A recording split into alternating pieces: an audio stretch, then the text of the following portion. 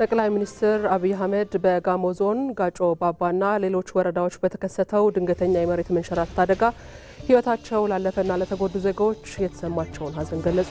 መንግስት ለተጎጂ ወገኖች አስፈላጊውን ድጋፍ ማድረጉን ይቀጥላልን ብለዋል።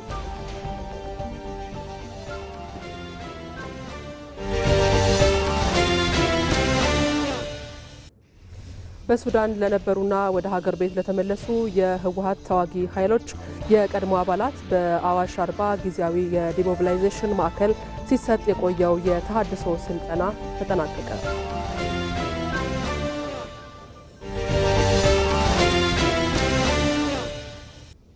በነዳጅ ንግድ ላይ ህገወጥ ተግባር የሚፈጽሙ አካላት ከድርጊታቸው እንዲቆጠቡ ምክትል ከንቲባ ዣንጥራር አባይ አሳሰቡ።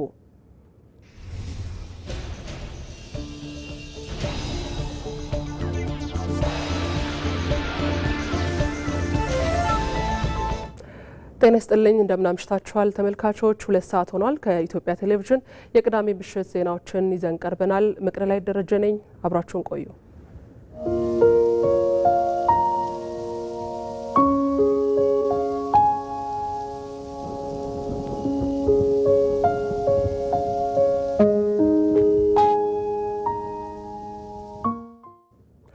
ጠቅላይ ሚኒስትር አብይ አህመድ በጋሞ ዞን ጋጮ ባባና ሌሎች ወረዳዎች በበልግ ዝናብ ምክንያት በተከሰተው ድንገተኛ የመሬት መንሸራተት አደጋ ሕይወታቸው ላለፈ ዜጎች የተሰማቸውን ሐዘን ገለጹ። ጠቅላይ ሚኒስትሩ ከተባበሩት አረብ ኤሚሬቶች ጉብኝት መልስ በቀጥታ ወደ አርባ ምንጭ አቅንተዋል። በአርባ ምንጭ ዙሪያና በጋሞ ዞን በደረሰው አደጋ ሕይወታቸውን ላጡና ጉዳት ለደረሰባቸው ወገኖችም ሐዘናቸውን ገልጸዋል። ጠቅላይ ሚኒስትሩ በአካባቢው የሚከናወኑ የድጋፍ ስራዎችንም ገምግመዋል። መንግስት ለተጎጂ ወገኖቻችን አስፈላጊውን ድጋፍ ማድረጉን ይቀጥላል ሲሉም ጠቅላይ ሚኒስትር አብይ አህመድ በማህበራዊ ትስስር ገጻቸው መልእክት አስፍረዋል።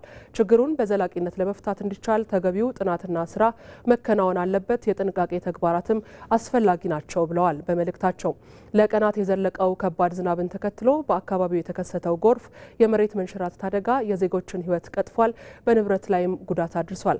ከመጠን በላይ የሞላው የኩልፎ ወንዝም መንደሮችን፣ ቤቶችን፣ የእርሻ ስፍራዎችን፣ የአካባቢ መሰረተ ልማትንም አውድሟል። ማህበረሰቡ በከባድ ሐዘን በሚገኝበት በዚህ አስቸጋሪ ወቅት የነፍስ አድን ስራዎችን አጠናክሮ በመቀጠል ከተጎጂ ቤተሰቦች ጎን መቆም አስፈላጊ መሆኑንም የጠቅላይ ሚኒስትር ጽሕፈት ቤት አሳስቧል።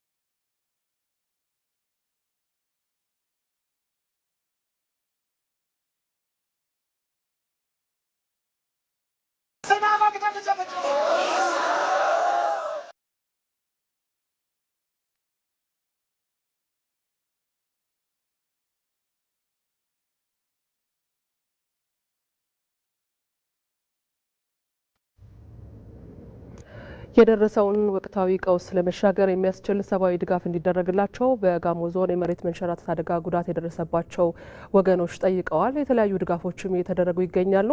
በደረሰው የተፈጥሮ አደጋ ምክንያት የተጎዱ ወገኖችን መደገፍ የሁሉም ኢትዮጵያውያን ኃላፊነት ሊሆን እንደሚገባም ተመላክቷል። ተመስገን ተስፋዬ ከስፍራው ተጨማሪውን አድርሶናል። ተመልካቾቻችን እንግዲህ በጋሞ ዞን በደጋማ አካባቢዎች ላይ በጣለው ከፍተኛ ዝናብ ምክንያት የተከሰተው የመሬት መንሸራተት አደጋ በብዙ ወገኖች ላይ ጉዳት ማድረሱ ይታወቃል። እስካሁን ድረስ የአስክሬን ፍለጋው ተጠናክሮ መቀጠሉ ነው የተነገረው። እንግዲህ አሁን የምንገኝበት ስፍራ ከፍተኛው የሞት ቁጥር የተመዘገበበት ወረዳ ነው። በጋጮ ባባ ወረዳ ማዞ ዶይሳ ቀበሌ ዶላ ተብሎ የሚጠራ መንደር ነው። በዚህ አካባቢ 119 ሰዎች ከጀርባችን በምትመለከቱት ተራራ ከፍ ብሎ በሚገኙ ነዋሪዎች ላይ የመሬት መንሸራተቱ ባስከተለው አደጋ ሞተዋል። የአካባቢው ነዋሪዎችም የተሰማቸውን ሀዘን እንደዚሁም ደግሞ ከአንድ ቤት 5 ሰው 6 ሰው መሞቱን ይገልጻሉ። ሀዘናቸውም ጠለቅ ያለ መሆኑን ይናገራሉ። ሀዘኑ በጣም ከዚህ በፊት ምንም የሚደረገው ነገር ከዚህ በፊት ችግር ደርሶ የማዞ ዶይሳን ችግር ደርሶ አያውቅም። እንደጋጣሚ ሆኖ መሬት ተገልብጦ እንግዲህ ያው ያላነሰ ህዝብ ነው ጨረሰው። 4 ሞቶ እኔ 5ኛው እኔ ተረፍኩኝ። አስከሬን ፈልጌ ሄጄ ነበርኩኝ። እዛን ቀን በዛ ሰዓት መሬቱ ተገልብጦ እኔን ውስጥ አስገባ። ከዛ እግዚአብሔር እኔ እጁን በላይ አድርጌ ሲወርወር ሰው እኔን አይቶ አነሳ። ከዛ በቀጣይ ጊዜያቶች ሰብአዊ ድጋፎችን አጠናክሮ ከማስቀጠል አኳያ የሚበላ የሚጠጣ እንደዚሁም ደግሞ የምግብ ነክ ቁሳቁሶች ድጋፍ ተጠናክሮ ሊቀጥል እንደሚገባም ገልጸዋል። መንግስት እንደ አባት እስካሁን በጣም ክትትል እያደረገ ድጎማ እያደረገ ነው ያለው። ለወደፊት ቤት ለተፈናቀሉት ወላጅ አልባ ለሆኑት አጠቃላይ ከአንድ ቤተሰብ 5 እና 6 7 ሰው ለሞቱት ድጎማ ለማድረግ መንግስት ተስፋ እየሰጠ ነው ያለው አሁን እያየን ያለነው ድጋፍ በጣም ደስ የሚል ነው። የደቡብ ኢትዮጵያ ክልል የመንግስት ኮሚኒኬሽን አገልግሎት ኃላፊ አቶ ኃይለማርያም ተስፋዬ እንደተናገሩት 125 ሰዎች ናቸው በጥቅሉ በአጠቃላይ በ4 ወረዳዎች መጥፋታቸው የተነገረው። በተከሰተው የመሬት መንሸራተት የተጎዱ ሰዎች ቁጥራቸው ከፍ ያለ ነው። በጋሞ ዞን በ3 ወረዳዎች ችግሩ የተከሰተ ሲሆን ከነዚህ ወረዳዎች የጋጮ ባባ ወረዳ ላይ 119 ሰው በአካባቢው ላይ እስካሁን ድረስ ማግኘት አልተቻለም። እንዲሁም በሌሎች 2 ወረዳዎች ደግሞ 3 ሰው 6 ሰው የመሞቱ ተረጋግጧል። በዚህ መጋቢት 1 ላይ በተፈጠረው የመሬት መንሸራተት አደጋ በአካባቢው ላይ ተፈልጎ ሊገኙ ያልቻሉ እና በመሬት መንሸራተት ውስጥ ተቀብረው ይገኛሉ ተብለው የታሰቡ ሰዎች 125 ሰዎች ህይወት ጠፍቷል ተብሎ የሚታሰብ ሲሆን ከነዚህ ውስጥ እስካሁን 74 ሰው አስክሬን ማግኘት ተችሏል። የዘነበው ዝናብ ከፍተኛ ጉዳት አድርሶ መሬት ተንሸራቶ ዜጎቻችንን ወገኖቻችንን የቀበረበት አካባቢን እነዚህን አካባቢዎች እነዚህን ማህበረሰቦች የመታደግ ኃላፊነት ከሁላችንም የሚጠበቅ ነው የሚሆነው። የማህበረሰብ ክፍሉ እንግዲህ የደረሰበት ጉዳት እጅግ በጣም ከፍ ያለ ነው። በመላው ኢትዮጵያ በኢትዮጵያውያን እንደዚሁም ደግሞ በትውልደ ኢትዮጵያውያን የሚደረግላቸው ድጋፍ በ4ቱም አቅጣጫ ተጠናክሮ ሊቀጥል እንደሚገባ ተመላክቷል።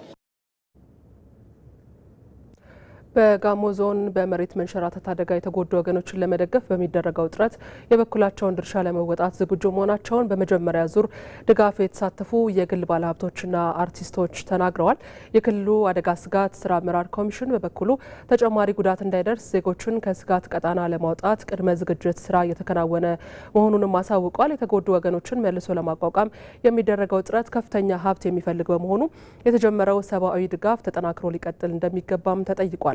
ተመስገን ተስፋዬ ጋሞ ዞን ደጋማ ቀበሌያት የተከሰተው የመሬት መንሸራተት አደጋ ለበርካቶች ሞትና መፈናቀል ምክንያት ከመሆኑ ባሻገር በዜጎች ሀብትና ንብረት ላይ ጉዳት እንዲደርስ አድርጓል። በአደጋው የተጎዱ ወገኖችን የተለያዩ የማህበረሰብ ክፍሎች በስፍራው ደርሰው እያጽናኑ ያሉ ሲሆን ለሰብአዊ ድጋፍ የተዘጋጁ እጆቻቸውን ዘርግተዋል። ከበጎ አድራጎት ስራዎች የጀመረው የማህበራትና የተቋማት ተሳትፎ እንዲሁም መንግስታዊና መንግስታዊ ያልሆኑ አካላት ድጋፍ በግለሰቦችና በባለ ሀብቶች ደረጃም መታየቱን ቀጥሏል። ቀጥሏል። ከፍተኛውን የዜጎች ሞት ባስተናገደው የጋጮ ባባ ወረዳ ላካ ቀበሌ ተገኝተው ድጋፋቸውን ያደረጉ አካላት ለወገን ደራሽ ወገን መሆኑን ይናገራሉ። በአካባቢያችን በደረሰው ናዳ ምክንያት ለተጎዱ ወገኖቻችን ዱቄት፣ ዘይትና ክብሪት መሰል የሚጠቅሟቸውን እቃዎች ይዘን መጥተናል። በደረሰው አዝነናል። ባዘንበት መቆዘም ሳይሆን ወደፊት ሄደን ከዚህ ችግር ህብረተሰቡ ዳግም ይሄ ችግር እንዳይደርስ ብንሰራ ብናገዘው ዘላቂ መፍትሄ ብናደርግ ከመንግስትም ከዩኒቨርሲቲዎች ጋርም ከተለያዩ ምናልባት ማስጠናትም ካለብን አስጠንተን ይሄ ችግር የሚቀረፍበትን ነገር ምንፈታበት መንገድ መኖር አለበት ብዬ ስመጣም መንገዱንም ስመለከት ሳይ የተፈጥሮ አቀማመጡ አስቸጋሪ ቢሆንም ዞሮ ዞሮ ግን ማይፈታ ችግር የለምና ህዝባችንን ከያዝን መንግስትን ከያዝን ማንወጣው ችግር የለም ብዬ አስባለሁ። ሁሉም በዓለም ላይ ያለ ነጋዴዎች በአውሮፓ በአሜሪካ ያላችሁ ኢትዮጵያ ውስጥ ያላችሁ ነጋዴ ጓደኞቼ ይህን ህዝብ ከዚህ ችግር እንዲወጣ ለዘላቂው የአሁኑ ችግር አለም መፋቅ ለዘላቂው ልጆች እንዴት ይኖራሉ የሚለውን መፍትሄ አስበን ሁላችንም ተጋግዘን ይህንን ችግር እንድንወጣ ነው ጠይቀው። ሌሎች ድጋፍ ያደረጉ አካላት ለተጎጂዎች ቀጣይነት ያለውን ድጋፍ ከማድረግ አንጻር ተሳትፏቸውን አጠናክሮ እንደሚያስቀጥሉም ገልጸዋል። እስከ 250 ሺህ ብር ድረስ የሚደርስ ድጋፍ ነው ያመጣ ነው። በቀጣይ አቅማችን በቻለ መጠን ወገኖቻችንን አስተባብረን ህዝባችንን መደገፍ ከዚህ ችግር እንዲላቀቅ ማድረግ አለብን ብለን እናስባለን። የደቡብ ኢትዮጵያ ክልል አደጋ ስጋትና ስራ አመራር ኮሚሽን ኮሚሽነር ወገኔ ብዙነህ እንደሚናገሩት የአካባቢው መልክዓ ምድር ሰብአዊ ድጋፎችን ወደ ስፍራው የማድረሱን ተግባር አስቸጋሪ አድርጎታል። በመሆኑም አማራጭ የትራንስፖርት ዘዴዎችን እየተጠቀሙ መሆናቸውን ተናግረዋል። ጋማ ከብቶችን አካባቢ ላይ ያሉ ሁለት እግር ተሽከርካሪዎችን በማስተባበር ለተጎጂው እነዚህ የመጡ ድጋፎችን እንዲደርስ እያደረግን ያለንበት ሁኔታ ነው ያለው። አሁን ባለው ሁኔታ አስቸኳይ ምላሽ ስራዎችን እየሰራን ጎን ለጎን ደግሞ ይሄ ችግር በዘላቂነት መፈታት ስላለበት አንድ ቲም ተደራጅቶ የሪሎኬሽን ስራ እነዚህ ስጋት ያለባቸውን ቦታዎች ሪሎኬት የማድረጉን ስራ ቦታዎችን የመለየት ስራ ተሰርቷል። ለዛ የሚሆኑ ዝግጅት ስራዎችም እየተከናወኑ ነው ያሉት። የማቋቋሙ ስራ በርካታ ሀብት የሚፈልግ ነው የሚሆነውና ከዚህ አኳያ የሚመለከታቸው ረጂ ድርጅቶችም ሌሎች መንግስታዊ ያልሆኑ አካላትም መንግስታዊ ድርጅቶችም ድጋፋቸው ቀጣይነት ሊኖረው ይገባል የሚል ነገር አለኝ። በዚህ አጋጣሚ እስካሁን ድረስ ከጎናችን ሳይለዩ ድጋፍ እያደረጉ ለቆዩ አካላት ምስጋናችን ከልብ ነው። ግን ደግሞ ከጉዳቱ አኳያ አሁንም ድጋፉ ተጠናክሮ እንዲቀጥል በዚህ አጋጣሚ ጥሪያችንን ማስተላለፍ እንፈልጋለን። መጋቢት 1 2018 ዓ.ም በተከሰተው የመሬት መንሸራተት አደጋ በጋሞ ዞን በአራት ወረዳዎች በሚገኙ ዜጎች ላይ የደረሰው ጉዳት መጠነ ሰፊ በመሆኑ ኢትዮጵያውያንና ትውልደ ኢትዮጵያውያን ከያሉበት ሆነው ሰብአዊ ድጋፍ ማድረግ እንዳለባቸው ተጠይቀዋል። በተመሳሳይ በኢትዮጵያ ቀይ መስቀል ማህበር የደቡብ ኢትዮጵያ ቅርንጫፍ ጽሕፈት ቤት በጋሞ ዞን በመሬት መንሸራተት የተጎዱ ወገኖች ከ6 ሚሊዮን ብር በላይ የሚገመት ሰብአዊ ድጋፍ ተደርጓል። የጽሕፈት ቤቱ ስራ አስኪያጅ ተስፋዬ ዱንዳ ምግብና ምግብ ነክ ያልሆኑ የቤት ቁሳቁሶችን ጨምሮ ከ6 ሚሊዮን ብር በላይ የሚገመት ሰብአዊ ድጋፍ ለጋጮ ባባ ወረዳ ማስረከባቸውን ተናግረዋል። ተጎጂዎች ወደ ቀድሞ ህይወታቸው እስኪመለሱ ድረስ ማህበሩ ለተጎጂዎች የሚያደርገውን ድጋፍ አጠናክሮ እንደሚቀጥልም ተናግረዋል። ምግብና ምግብ ነክ ያልሆኑ እቃዎችን ይዘን ተገኝተናል። ይሄኛው ሁለተኛ ዙር ነው። ከትናንት ወዲያም ምግብ ነክ ያልሆኑ እቃዎችን ይዘን ተገኝተናል። ዛሬም ምግብና ምግብ ነክ ያልሆኑ እቃዎችን በገንዘብ ቢተመን ወደ 6 ሚሊዮን ብር የሚገመት እቃ ይዘን ነው እዚህ ቦታ ላይ ተገኘ ነው። ስለዚህ ይህን ደግሞ ለህዝቡ እየሰጠን መንግስትን በሚያወጣው እቅድ መሰረት ተቀናይተን ህብረተሰቡን የማጽናናት መልሶ የማቋቋም በሁሉም ከመንግስት ጎን ሆነን ለመስራት ሁላችንም ዝግጆች ነን። እንደ ሪፖርተራችን ተመስገን ተስፋዬ ዘገባ ድጋፉን የተረከቡት የወረዳው ምክር ቤት ዋና አፈ ጉባኤ አማረች ጎንዳሬ የደረሰው ጉዳት መጠነ ሰፊ በመሆኑ ሰብአዊ ድጋፉ ተጠናክሮ እንዲቀጥልም ጥሪ አቅርበዋል። ቀይ መስቀል ማህበር አደጋው ከተከሰተበት ጊዜ አንስቶ ከተጎጂዎች ጎን መሆኑን ጠቅሰው አሁን ለተደረገው ድጋፍም አመስግነዋል። እኛ ጋር የሀዘናችን ተካፋይ ሆነዋል። ቀይ መስቀል ከጎናችን በመሆን ያው አደጋ የደረሰባቸው ወገኖችን ወደዛ እንድንጓጓዝ እቃውንም ጭምር ወደዛ ለማጓጓዝም እየረዱ ነው። እዚህ ድንኳን በማቆም የተለያዩ ቁሳቁሶችን ለኛ በማቅረብ ከጎናችን በመሆናቸው እንደ በወረዳው ህዝብ ስም ትልቅ ምስጋና አለን። ከዛ ውጪ እናንተም እዚህ መታችሁ ከጎናችን ሆናችሁ አይዟችሁ ብላችሁ ስላጽናናችሁን እጅግ አድርገን እናመሰግናለን በወረዳው መንግስት ስም። ዮርዳኖስና ቱርኪ በጋሞ ዞን በደረሰው አደጋ ለኢትዮጵያ ያላቸውን ሐዘን ገልጸዋል። የዮርዳኖስ የውጭ ጉዳይ ሚኒስቴር በደረሰው የጎርፍ መጥለቅለቅና የመሬት መንሸራተት አደጋ ለኢትዮጵያ መንግስትና ሕዝብ የተሰማውን ጥልቅ ሐዘንና ልባዊ አጋርነት ገልጿል። በደቡብ ኢትዮጵያ ክልል በጣለው ከባድ ዝናብ ምክንያት የተከሰተው ይህ አደጋ ለሰው ሕይወት መጥፋትና መፈናቀል ምክንያት በመሆኑ የዮርዳኖስ መንግስት በዚህ አስቸጋሪ ወቅት ከኢትዮጵያ ጎን መቆሙን የሚኒስቴሩ ቃል አቀባይ አምባሳደር ፉአድ አልማጃሊ ያረጋግጠዋል። አምባሳደሩ ለተጎጂ ቤተሰቦች መጽናናትን የተመኙ ሲሆን አደጋ ለደረሰባቸውም ፈጣን ማገገምን እንዲሁም የጠፉ ዜጎች እንዲገኙ ያላቸውን ምኞት ገልጸዋል። በተመሳሳይ የቱርኪ መንግስት በአዲስ አበባ በሚገኘው ኤምባሲዋ ሰንደቅ ዓላማዋን ዝቅ አድርጋ እንዲውለበለብ በማድረግ ለደረሰው አደጋ ያላትን ጥልቅ ሐዘንና አጋርነት ገልጻለች። ይህ ዓለም አቀፍ የሐዘን መግለጫና አጋርነት በኢትዮጵያ ላይ ለደረሰው አደጋ ያለውን ትኩረትና የወንድማማችነት ትስስር የሚያሳይ ነው።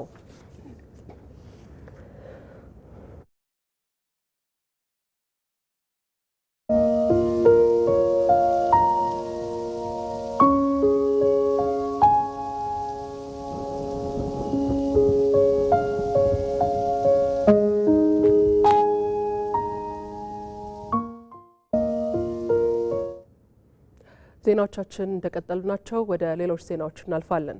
ጠቅላይ ሚኒስትር አብይ አህመድ የሲዳማ ብሔር ዘመን መለወጫ ፊቼ ጫምባላላ በዓልን አስመልክቶ በሲዳምኛ ቋንቋ የእንኳን አደረሳችሁ መልእክት አስተላልፈዋል። ጠቅላይ ሚኒስትሩ ያስተላለፉት መልእክት ሙሉ ቃል እንደሚከተለው ይቀርባል። ኢትዮጵያውያን ሲዳማ እንኳን ለፊቼ ጫምባላላ በዓል በሰላም አደረሳችሁ። የፊቼ ጫምባላላ በዓል ለሲዳማ ሕዝብ ታላቅ በዓል ነው።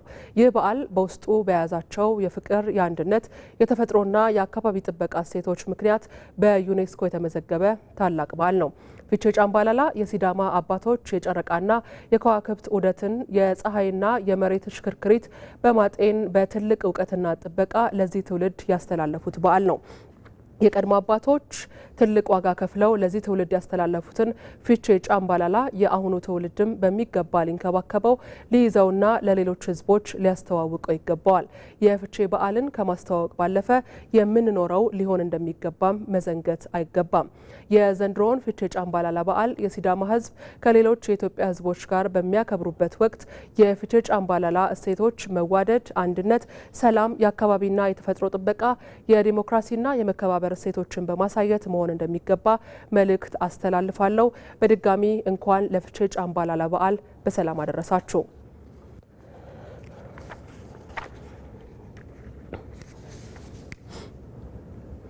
የሲዳማ ብሔር ተወላጆች አንድነታቸውን ይበልጥ በማጠናከር ለሁለንተናዊ ብልጽግና እንዲተጉ የሲዳማ ክልል ርዕሰ መስተዳደር ደስታ ሌዳሞ አሳሰቡ። ርዕሰ መስተዳደሩ ይህንን ያሉት የሲዳማ ብሔር የዘመን መለወጫ ፊቼ ጫምባላላ የዋዜማ በዓል የሆነው የፊቼ ወይንም የፊጣራ በዓል አከባበር ስነ ስርዓት ላይ ባስተላለፉት መልእክት ነው። የሲዳማ ተወላጆች ባህላቸውን ጠብቀው በማልማትና በማሳደግ የፊቼ ጫምባላላ በዓልን ለዓለም ሕዝብ እንዳበረከቱት ሁሉ አንድነታቸውን ጠብቀው ክልላቸውን እንዲያበለ ጽጉ ብሎም ለሀገር እድገት የበኩላቸውን እንዲወጡም አሳስበዋል። የሲዳማ ባህል ቱሪዝምና ስፖርት ቢሮ ኃላፊ አቶ ጀጎ አገኘው በበኩላቸው የሲዳማን ባህላዊ የዘመን አቆጣጠር ስርዓት ሳይንሳዊ ለማድረግ ከምሁራን ጋር ጥናቶች እየተደረጉ መሆኑን ገልጸዋል። በነገው ዕለት የጨምበላላ በዓል በሶሬሳ ጉዱማሌ በደማቅ ስነ ስርዓት የሚከበር ይሆናል። ዘገባው ሪፖርተራችን ፈቃዳ ባለማየው ነው።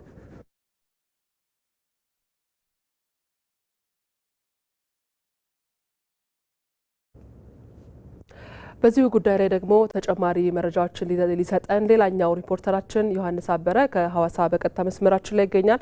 ዮሐንስ እንደምን አመሸህ? የዋዜማ ድባቡ ምን ይመስላል? አጠር አድርገህ ንገረን። እንዴት አለሽ መቅደላዊት? እንዴት አመሻችሁ ተመልካቾቻችን። የሲዳማ ብሔር የዘመን መለወጫና የወንድማማችነት በዓል የሆነው የፊቼ ጫምባላላ በዓል በነገው ዕለት በሲዳማ ብሔራዊ ክልላዊ መንግስት ዋና መቀመጫ በሆነችው በሐዋሳ ከተማ በተለምዶ ሶሬሳ ጉዱማሌ እየተባለ በሚጠራው አካባቢ በነገው ዕለት በደማቅ ሁኔታ ይከበራል። ይህን አስመልክቶም በዛሬው ዕለት በተለያዩ ዋዜማ ዝግጅቶች ተዘጋጅተው ነበረ።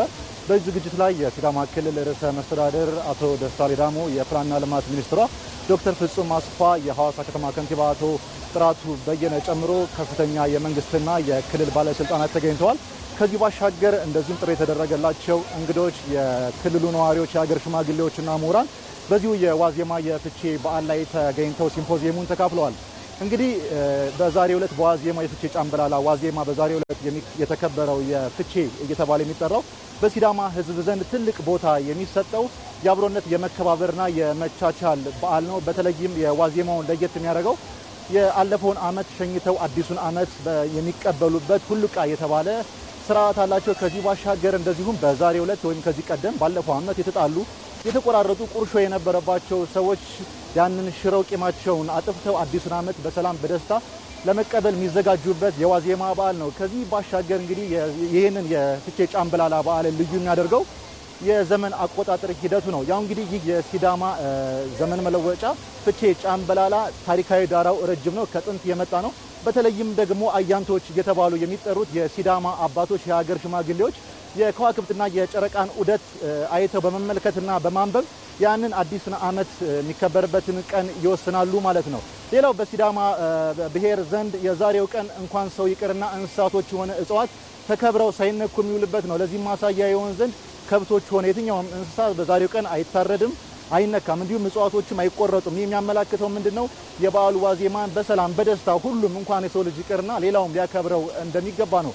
እንግዲህ የሲዳማ ክልል ርዕሰ መስተዳድር አቶ ደስታ ሌዳሞ በዛሬው ዕለት በተካሄደው ሲምፖዚየም ላይ የተናገሩት የሲዳማ ሕዝብ እንደዚህ ከቀደሙ ሁሉ አብሮነቱን በማጠናከር ሰላሙን በማጽናት ለሁለንተናዊ ብልጽግና ራሱን ማዘጋጀት እንዳለበት አሳስበዋል። እንግዲህ የኢፌዴሪ ጠቅላይ ሚኒስትር ዶክተር አብይ አህመድ በቅርቡ 65ኛውን የልዩ ዘመቻ ክብረ በዓል ላይ ሐዋሳ ከተማ መጣችሁ ጎብኙ፣ እንደወትሮ ሐዋሳ አምራለች፣ በኮሪደር ተውባለች፣ ተሞሽራለች ኑ ማለታቸው ይታወሳል። እኛም በዛሬው ዕለት በተለያዩ ቦታዎች ላይ ተጓጉዘን ቅኝት እንዳደረግነው እውነትም ሐዋሳ ተሞሽራለች፣ አምራለች። እኛም እንግዶቹ ኑ ለማለት በዚሁ አጋጣሚ መልእክት እናስተላልፋለን። ከዚህ ባሻገር በነገው ዕለት የሚከበረው የጫምበላላ በዓል በደማቅ ሁኔታ ለማክበር በዛሬው ዕለት ሙሉ ዝግጅት ተጠናቋል። እኛም እንግዲህ በቀጥታ ስርጭት በኢትዮጵያ ብሮድካስቲንግ ኮርፖሬሽን ዜና ቻናልና በዲጂታል አማራጮች የምናቀርብ ይሆናል። መቅደላዊ መልካም አመሰግናለሁ ዮሐንስ። መልካም ምሽት። እንቀጥላለን። በሱዳን ለነበሩና ወደ ሀገር ቤት ለተመለሱ በተለምዶ አጠራሩ የአርሚ 70 የህወሓት ተዋጊ ኃይል የቀድሞ አባላት በአሻርባ ጊዜያዊ የዲሞቢላይዜሽን ማዕከል ሲሰጥ የቆየው የተሃድሶ ስልጠና የማጠቃለያ መርሃ ግብር ተካሂዷል። በመርሃ ግብሩ ላይ የመስኖና ቆላማ አካባቢዎች ሚኒስትር አብርሃም በላይ እንዲሁም የብሔራዊ ተሃድሶ ኮሚሽን ምክትል ኮሚሽነር ብርጋዴር ጀኔራል ደርቤ መኩሪያ ተገኝተዋል። ባለፉት ቀናት በተሃድሶ ያለፉት ከ500 በላይ በተለምዶ አጠራሩ የአርሚ 70 የቀድሞ ታጣቂዎች በሱዳን ሰላም ማስከበር ተሰማርተው የነበሩ የቀድሞ መከላከያ ሰራዊት አባላት እንዲሁም የሰሜኑ ጦርነት መቀስቀስን ተከትሎ የህወሓት ቡድንን ተቀላቅለው ሲዋጉ የነበሩ ናቸው። የመስኖና ቆላማ አካባቢዎች ሚኒስትር አብርሃም በላይ አሁን ላይ የትግራይ ህዝብ የሚፈልገው ሰላም ነው ብለዋል። ህዝቡ ጥያቄው ሰላም ነው። የመጀመሪያ ጥያቄው ከጫፍ እስከ ጫፍ ሃይማኖት መሪውም፣ የሽማግሌውም፣ እናቶችም፣ ወጣቱም በሙሉ ማለት ይቻላል ከጫፍ እስከ ጫፍ ሰላም ነው የሚፈልገው። ድጋሚ ጦርነት የሚባል ነገር ላለመስማት ነው የሚሰራው።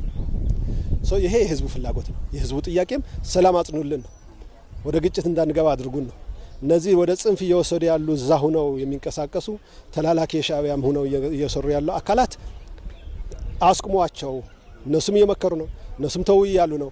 ያው እነዚህ ደግሞ ህይወታቸው መኖሪያቸው መሸሸጊያቸው ሌላ አካል አድርገው የሌላ ተልእኮን ለመፈጸም ደግሞ ቆርጠው እየተነሱ ያሉ አካላት አሉ።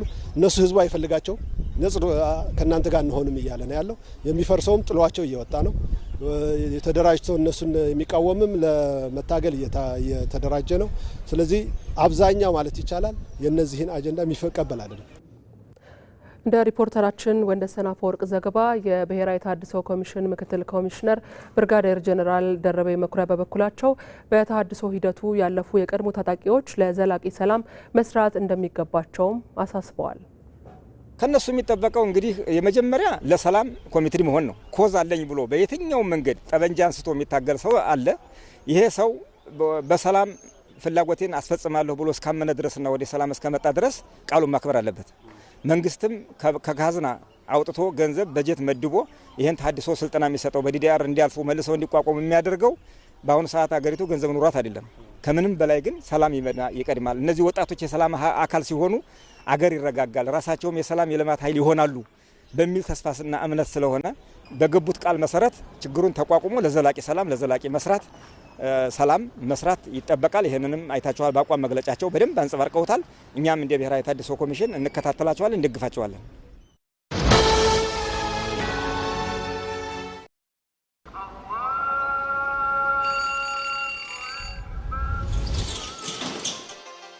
እነሆ ቸርነትና መተሳሰብ የሚጸናበት አንድ ሆነን የፈጣሪን ምሕረት የምንጠይቅበት ካለን አካፍለን አብሮነታችንን የምናጠናክርበት ልቦች የሚራሩበት እጆች የሚዘረጉበት የምንናፍቀው የረመዳን ወር መጣ።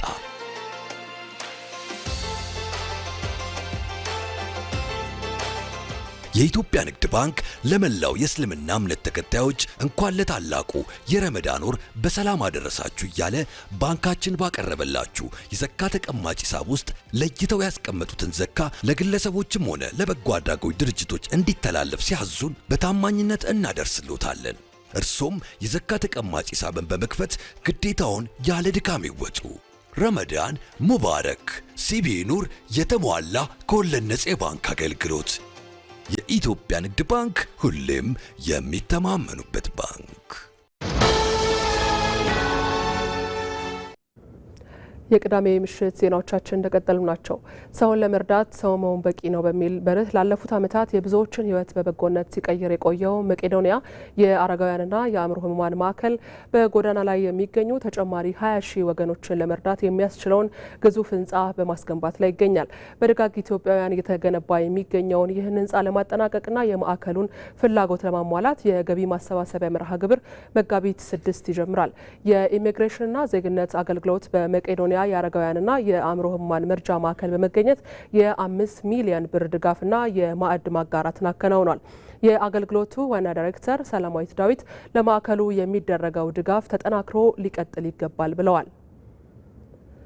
መቄዶንያ በጣም በርከት ያሉ አረጋውያንን ከወደቁበት ከጎዳና በማንሳት አገልግሎት የሚሰጥ የጤና፣ የምግብ፣ የንጽህና አገልግሎት የሚሰጥ በጣም በርከት ያለ ስራ የሚሰራና እውነት ለመናገር ዞረን ባየነውም እጅግ አስደናቂ ስራ የሚሰራ ተቋም ነው።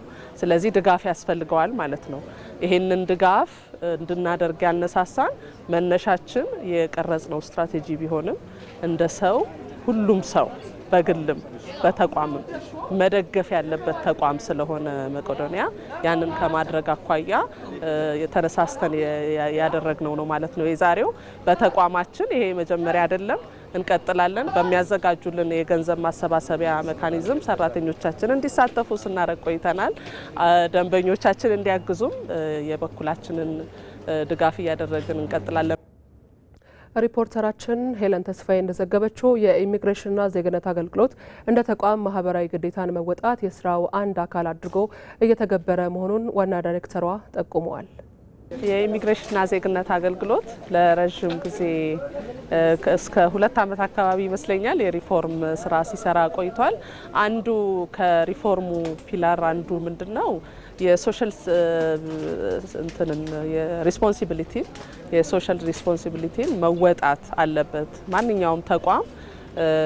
ኢትዮጵያ ውስጥ በጣም በርካታ ችግሮች፣ የማህበረሰብ ችግሮች ያሉብን ሀገር ስለሆነ በተቋም የምናደርገው ሪፎርም በአካባቢያችን ያለውንም ማህበረሰብ ታሳቢ ያደረገ መሆን አለበት። እዚሁ ጉዳይ ላይ እንቆያለን። ተጨማሪ ማብራሪያ እንዲሰጡን የመቄዶንያ መስራች አቶ ቢኒያም በለጠን እዚህ ስቱዲዮአችን ጋብዘናል። እናመሰግናለን አቶ ቢኒያም፣ እንኳን ደህና መጡ።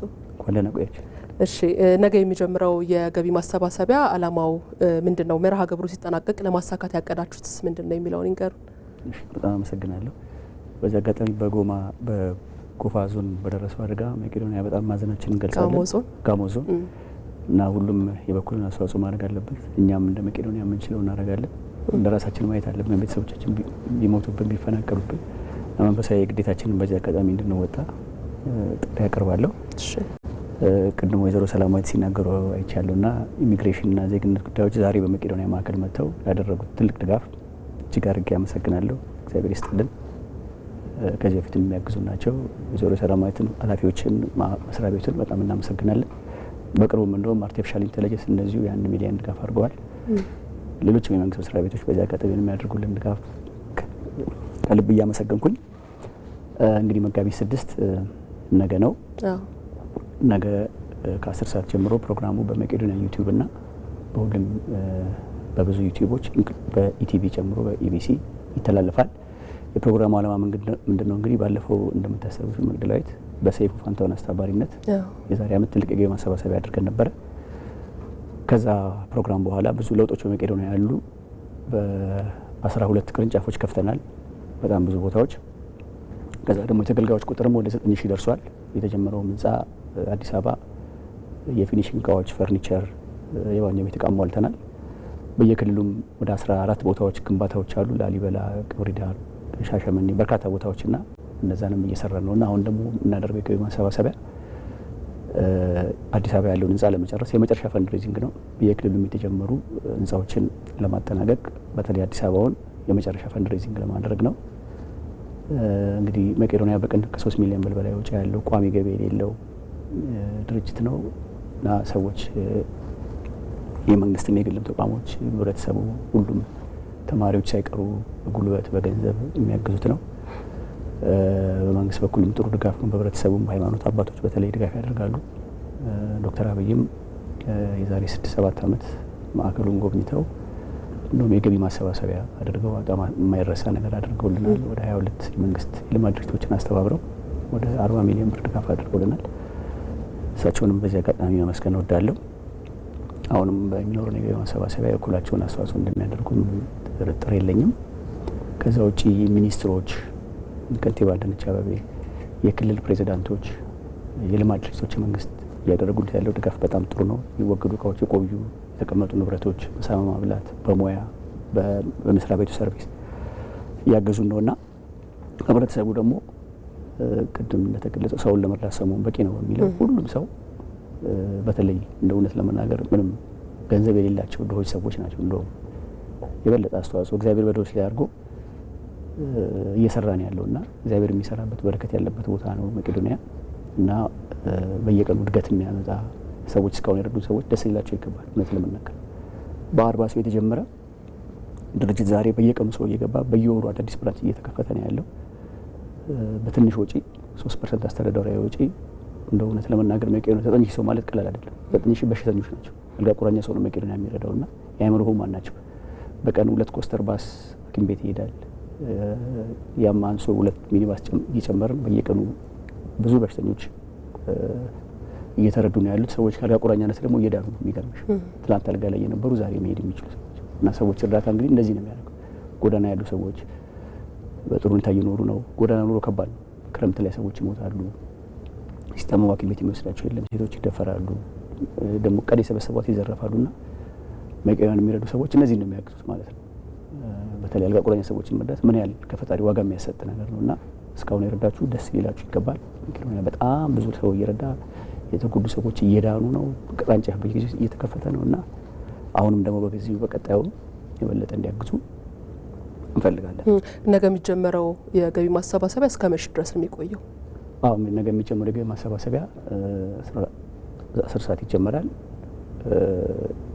ምናልባት ቀኑን መወሰን አንችልም፣ እያየን ትንሽ ጊዜ ይወስዳል። ህብረተሰቡ ግን በተለያየ መንገድ እንዲያግዝ መጀመሪያ ቢያንስ ዩቲዩቡን ማየት ራሱ አንድ ጥሩ ነገር ነው። ባለፈው ወንድማችን ሰይፉ ወደ 4 ሚሊዮን ብር በዛም ዩቲዩብ በማየት ብቻ አግኝቶ ለኛ አስረክቦናልና ዩቲዩቡን እንዲያው ሼር፣ ላይክ፣ ሰብስክራይብ እንዲያደርጉ በውጭ ላይ በኩላቸውን ድጋፍ እንዲያደርጉ ባንክ አካውንታችን 7979 ነው ኢትዮጵያ፣ ውጭ ደግሞ 02409292 ነው። ተቋማት እንደ ተቋማት ሰራተኞች ደግሞ በራስ ማገዝ ይችላሉ። በተለይ የግል ትምህርት ቤቶች ሁሉም አሁን ለመቄዶንያ ለማገዝ አካውንት ከፍተው እያገዙ ነው። ተማሪዎች፣ ወላጆች በዛ እንዲያግዙ። የሙያ ማህበራት፣ የሃይማኖት ማህበራት አሁን ባለፈው ዓመት አስታውሳለሁ ቤተክርስቲያኖች፣ መስጊዶች በጣም እያገዙ ነውና ይህን ድጋፋቸውን እንዲቀጥሉልን በአይነትም ማገዝ ይቻላል። በነገራችን አሁን በቅርቡ እኛ ጋር ሰርጋቸውን ያገኙ አቶ በላይ ከበደ የልጃቸውን ሰርግ አሁን አንድ ሲኖትራክ ጨረታ ላይ የሚጋርተዋልና ሌሎችም እንደዚሁ እንትኖች የሪል ስቴቶች ቤት በመስጠት ሌሎችም ኮንስትራክሽን የሚያመርቱ የኮንስትራክሽን እቃዎች፣ መኪናዎች በአይነት እንዲያግዙ መጥቶ ደግሞ ላይ ባውን ትዝ ይልሻል ባለፈው በሰይፉ አስተባባሪነት በርካታ ሰዎች፣ አርቲስቶች፣ ታዋቂ ሰዎች እየቀረቡ ያደርጉ ነበርና የህዝቡን ያነሳሱልን ነበርና እነሱም እየመጡ እንዲያቀርቡልን በነገራችን ላይ ፕሮግራሙ እንዲቀርቡልን በእንግዳነት በመቄዶንያ ዩቲዩብ እና በሌሎች ነው። ስለዚህ ሁሉም ክፍት ነው ማለት ነው። ኮፒራይት ስለሌለ ዩቲዩበሮች፣ ቲክቶከሮች በሙሉ እየመጡ በኢቢሲ ይተላለፋል የመጡ ላይቭ እንዲያስተላልፉ ኮፒራይት ስለሌለው ኮዱን ከኛ እየወሰዱ ማስቀረብ ይችላሉ። በዚህ አጋጣሚ ኢቢሲን በጣም እናመሰግናለን። ኢቢሲ በነገራችን ላይ በጣም እያገዘና ያለው ሰራተኞች እያገዙ ነው። ኃላፊዎች አቶ ቢኒያምን በቅርቡ ማዋይተናል። የስራ ኃላፊዎች አብረን በፊትም የነበሩት ኃላፊዎች በጣም የበኩልን አስተዋጽኦ ማህበራዊ ግዴታውን የሚወጣ ተቋም ነው። በእርግጠኝነት ኢቢሲ ልናመሰግነው ፈልጋለሁ። መቄዶንያ የሚረዱ 9000 ሰዎች ሆነ 6ቱን ከተሞች ሌሎችም ሚዲያዎች እያገዙ ነውና ህብረተሰቡ ድጋፉን እንዲቀጥል ምክንያቱም መቄዶንያ ሲያገዝ ከእግዚአብሔር ዋጋ ስለሚያገኝ የሚልና መልእክት ነው። መልካም እንግዲህ የገቢ ማሰባሰቢያ የተሳካ እንዲሆን እኛም እንመኛለን። የኢቢሲም ድጋፍ እንደሚቀጥል ከወዲሁ ማሳወቅ እንፈልጋለን። የመቄዶንያ መስራች አቶ ቢኒያም በለጠ እናመሰግናለን። መልካም ምሽት ይሁንልዎት። እግዚአብሔር ይስጥልኝ። እሺ እንቀጥላለን። በነዳጅ ንግድ ላይ ህገወጥ ተግባር የሚፈጽሙ አካላት ከድርጊታቸው እንዲቆጠቡ ምክትል ከንቲባ ጀንጥራር አባይ አሳሰቡ። እንደ ሀገር የነዳጅ አቅርቦት ችግር አለመኖሩንም እና የነዳጅና ኢነርጂ ባለስልጣንም ተናግሯል። ፍሬህይወት ረታ የአዲስ አበባ ከተማ አስተዳደር ንግድ ቢሮ ከነዳጅና ኢነርጂ ባለስልጣን ጋር በመተባበር ከባለድርሻ አካላት ጋር በነዳጅ ስርጭት ዙሪያ ምክክር አድርጓል። ቢሮ ባለፉት 6 ወራት በነዳጅ ማደያዎች ላይ ባደረገው ምልከታ በርካታ ክፍተቶችን ተመልክቷል። ቀን 10 ሰዓት ላይ ዲፕስቲክ ተለክቶ 50,000 ሊትር ያለው ማደያ ጧት እኮ ዜሮ የሚሆንበት ጊዜ አለ። ማታ ለማን ነው እየተቀዳ የሚያድረው? ቴሌ ሽያጭ ካልሆነ ማታ የሚቀዳ ከሆነ እኛ እንደ ተቆጣጣሪ አካል መጠራጠራችን ምንክፋት አለው። ሁለተኛ ሰልባቲዮ መኪና ላይ የተገጠመ ያለ 1000 የሚበቃው ከሆነ 1000 ነው መኪና ቀርቶ መሄድ ያለበት። ይሄን ሪፖርት እኮ ከእናንተ ያላገኘንም 3-4 ባርሜል ገጥሞ 5000 6000 ከማደያ ቆሞ ሲቀዳ እኮ ማንም ሰው ሪፖርት አያደርግም። በአዲስ አበባ ከተማ የሚገኙ ነዳጅ አቅራቢዎችም ቢፈቱ የሚሉትን ሀሳብ አቅርበዋል። ቦቴዎች ካሊብሬሽናቸው 400-500 ሊትር ሙቀት እስከ 500 ሊትር እስከ 1000 ሊትር በየመኪናው እንቀሸባለን። ቁጥጥሩ እኛ ላይ ይበረታል። ተሽከርካሪው ላይ ግን ምንም የሚደረግ ቁጥጥር ያንን ለማስተካከል ሳንወድ በግድ የምንሽለከለክበት ሁኔታ አለ። ነዳጅ ድርጅት ወይም ዋጋ የሚተምኑ ሰዎች እስከ 30 ለምን ይጠብቃሉ? በ10 በ15 በ20 ለምን አይወስኑትም? በዚህ ምክንያት 30 ሲደርስ ልክ ከ23 ጀምሮ በእኛ በፈረንጅ ጠቅላላ ሎድ ይበዛብና አንደኛ ገዝተው የሚያስቀምጡ አሉ። ሁለተኛ ደግሞ ወረቀት ተጽፎላቸው ወር ሙሉ ይተኙና ያችን ወቅት ይዘው የተሰጣቸውን በአንድ ቀን ይዞ ለመሄድ የሚመጡ አሉ። እያንዳንዱ ወረዳ አለ አይደል? ኤቭሪዌር ቼክ ለምን አያደርግም? ቼክ አድርጎ ለምንድን ነው እንዲሸጥ ማይገደደው? ሳምበዲ ይሸጣል፣ ሳምበዲ አይሸጥም። በመድረኩ ለተነሱ ጥያቄዎች የመንግስት ከፍተኛ የስራ ኃላፊዎች ምላሽ ሰጥተውበታል። የዚህ 6 ወር ሲታይ ደግሞ ከባለፈው ዓመት ወደ 12% ጨምሯል። መንግስት በማቅረብ ችግር የለበትም። አሁን እንኳን መካከለኛው ምስራቅ ችግር ውስጥ እያለ የሚከፈለው ነገር ተከፍሎ ነው ነዳጅ እየመጣ ያለው። ችግር የለም። ይሄ የመንግስትን ኮሚትመንት የሚያሳይ ነው። የቁጥጥር ስርዓታችን ወንድሞች ማንስታችሁታል፣ በሰው ላይ ዲፔንድ የሆነ ነው። ቴክኖሎጂው ካልሆነ ፍላጎት ሌብነትን የሚያጎላ የሚያሳሳ ገንዘብ ሌባው በበዛበት በሰው ላይ ዲፔንድ የሆነ ኮንትሮል ችግር ነው።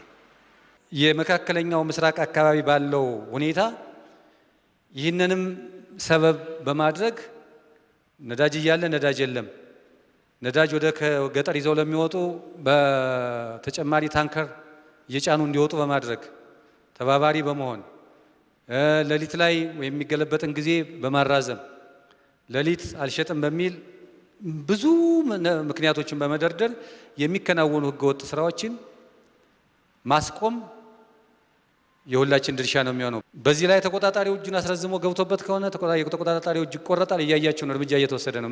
መንግስት ከራሱ ቤት ማጥራት ጀምሯል። ከራሱ ቤት ያለውን ችግር ማረም ጀምሯል። ይሄ ይቀጥላል። ባለፉት 6 ወራት በተደረገ ክትትል 40,552 ሊትር ናፍጣና 4,245 ሊትር ቤንዚን በህገ ወጥ መንገድ ተከማችቶ መገኘቱ የተገለጸ ሲሆን በዚህም ተግባር የተጠረጠሩ 24 ግለሰቦች በህግ ጥላ ስር እንዲውሉ መደረጉ ተነግሯል። በጤናው ዘርፍ አገልጋይና ተገልጋይን ማዕከል ያደረገ ስርዓት እንደሚዘረጋ የጤና ሚኒስትር ዶክተር መቅደስ ዳባ ተናገሩ። የአዲስ አበባ ዩኒቨርሲቲ በተለያዩ የጤና ዘርፎች ሲያሰለጥናቸው የቆዩ ተማሪዎቹን ዛሬ አስመርቋል። ተመራቂዎቹ በሀገሪቱ የጤና አገልግሎት አሰጣጥ ላይ የሚታየውን የባለሙያ እጥረት ለመቅረፍና ጥራትን ለማረጋገጥ ከፍተኛ ሚና እንደሚጫወቱም ተገልጿል። ብርቱካን አስናቀ በኢትዮጵያ የጤና ስርዓትና ፖሊሲ ማሻሻያ የአገልግሎት አሰጣጥ ጥራትና ተደራሽነት እንዲሁም የዘርፉ ችግሮችን ለመፍታት በሚያስችል መልኩ ተቀርጾ እየተተገበረ ይገኛል። በጤና ስርዓት ውስጥ የባለሙያዎች ብዛትና ጥራት ችግር በዋነኝነት የሚጠቀስ ሲሆን ይህንን ለመቅረፍ የትምህርት ተቋማት እየሰሩ ይገኛሉ። አዲስ አበባ ዩኒቨርሲቲ ለተከታታይ ዓመታት ሲያሰለጥናቸው የቆየውን የሕክምና ተማሪዎች አስመርቋል። ይህንን ቃሌንም ለመጠበቅ ፈጣሪ ይርዳኝ። አመሰግናለሁ።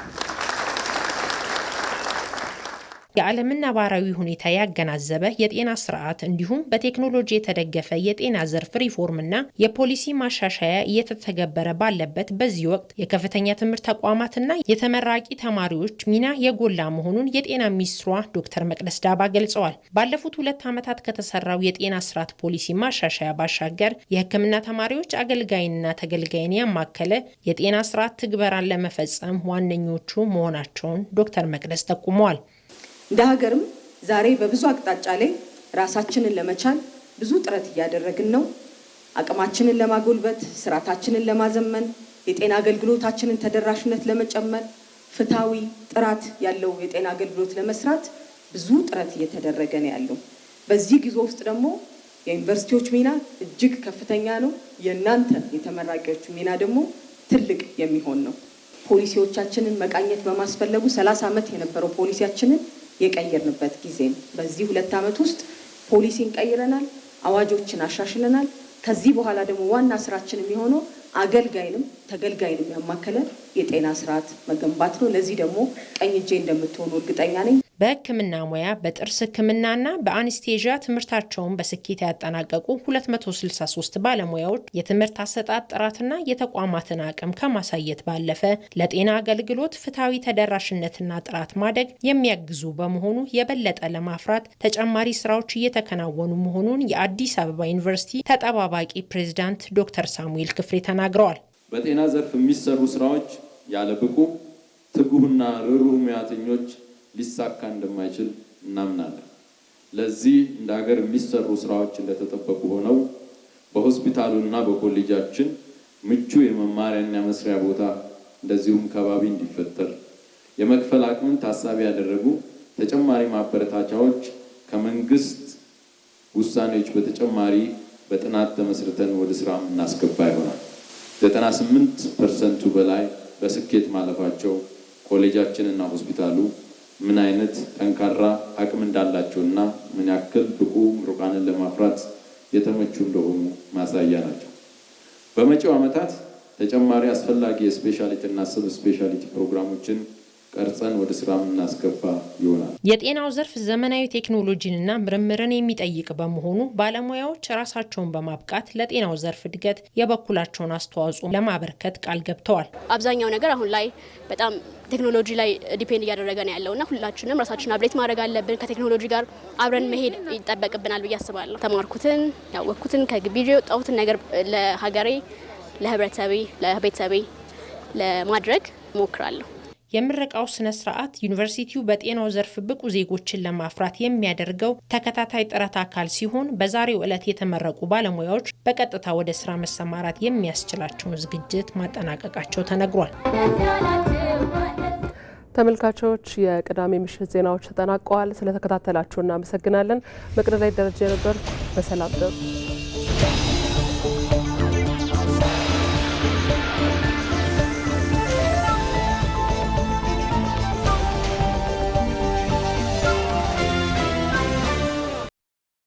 የኢቢሲ ስታርታፕ ውድድር ምዝገባ